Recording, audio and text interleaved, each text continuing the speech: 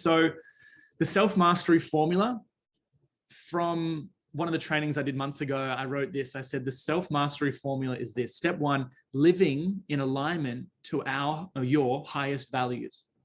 If you love something, do that and figure out how to create a life around that high priority for you, and to delegate, and anything that's low priority, delegate and create a system around. Step two is setting a vision greater than you and greater than the world. If we had a vision, I spoke about this briefly yesterday, towards the end of the training, speaking about the content, creating content. If you're not feeling excited to share or to voice or to lead or to speak out, it might be because we're fearful of the opinion of others, but also our story.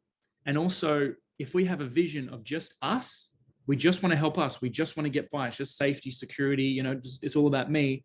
I'm only going to be given, the universe or God is only going to give me energy to support my vision, which is just me. If I have a vision of my family, my friends, the community, and I want to help impact and make that a better, those areas a bit, or these people improve their life, there's going to be more energy given to me. And so the same thing is, if you want to impact the world, we need to have a vision even greater than the world, which is like the galaxy, or like 100-year vision, or a 500 or 1,000-year vision of how your work today in this lifetime is going to impact the next generation, or 100 years, or 1,000 years potentially. So Dr. John Demartini talks about this. For me, it just opens up my perspective on, wow, he's written a list of how his work is going to be impacting the world in 1,000 years. That's where his head's at. And I'm like, wow, that's incredible. So revolutionary leaders live their values, they live their love, and they communicate to others highest value and that's inspiring others. So if we can all figure out what we're passionate about, what we love, we can find out what other people love and what they're passionate about, what their mission is, and we can communicate in their language, we can inspire people. It's not about us. It's about putting our attention on other people. And I spoke about this yesterday.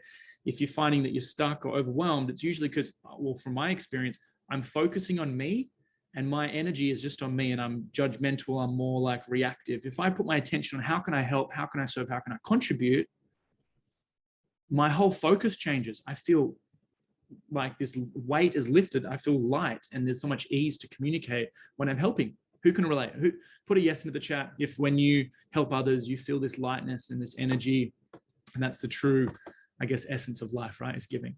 So we're talking about expanding your vision, getting clear on your values, inspiring others.